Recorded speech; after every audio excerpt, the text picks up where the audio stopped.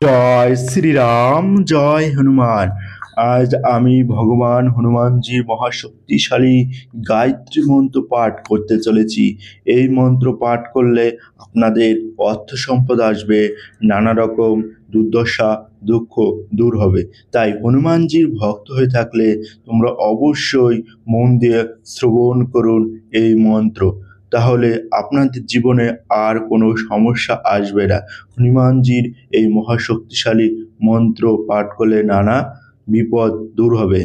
ওম নমো হনুমতে রুদ্রবতরায় সর্বশত্রু সংহারণায় সর্বরোগ হরায় সর্ববশীকরণায় রামদূতায় সাহা।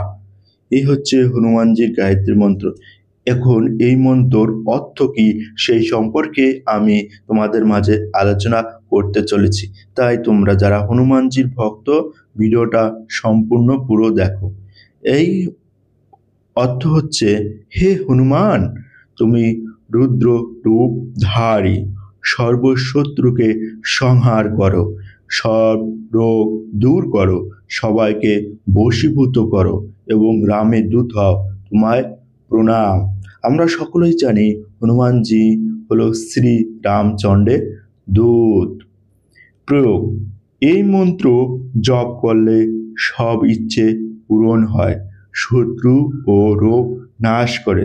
তোমাদের যাদের শত্রু আছে তারা এই মন্ত্র পাঠ করবে। এই মন্ত্র শত্রু বিনাশকারী মন্ত্র হিসাবে ব্যবহার করা হয়। চলো তাহলে আমরা এই মন্ত্র শুরু করব। তার আগে একটি কথা, এই মন্ত্র যখন পাঠ করবেন 108 বার শ্রবণ করবেন। আমি 108 বার শ্রবণ করছি না, তাহলে ভিডিওটা লম্বা হয়ে যাবে। তাই আমি কয়েকবার এই মন্ত্র শোনাচ্ছি পাঠ করে।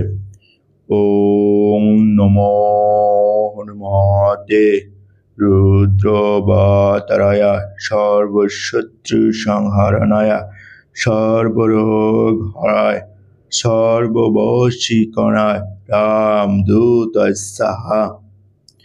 ওম নমো হনুমতে রুদ্রবতরায় সর্বশত্রু সংহারণায় সর্বরোগ হরায় সর্ববশীকরণায় রামদূতায় সাহা। ওম নমো হনুমতে রুদ্রবতরায় সর্বশত্রু সংহারণায় সর্বরোগ হরায় সর্ববশীকরণায় রামদূতায় সাহা। ওম নমো হনুমতে রুদ্রবতরায় সর্বশত্রু সংহারণায় সর্বরোগ হরায় সর্ববশীকরণায় রামদূতায় সাহা।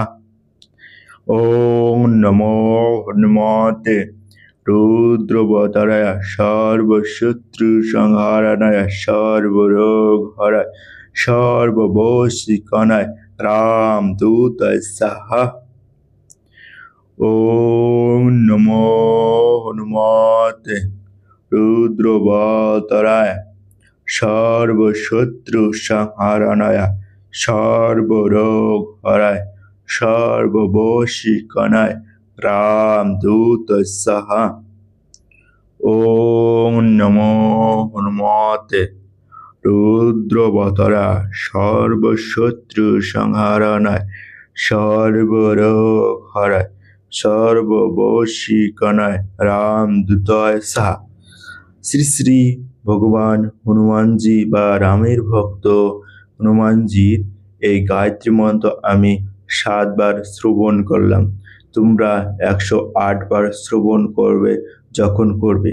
আর এই মন্ত্র যখন পাঠ করবে তোমরা তোমাদের শুদ্ধ বস্ত্র পরিধান করবে। তার সাথে তোমরা হাত মুখ ভালো করে পরিষ্কার করে নিয়ে একটা আসন গ্রহণ করে এবং হনুমানজির একটা ছবি বা ফটো সামনে রেখে এই মন্ত্র পাঠ করবে।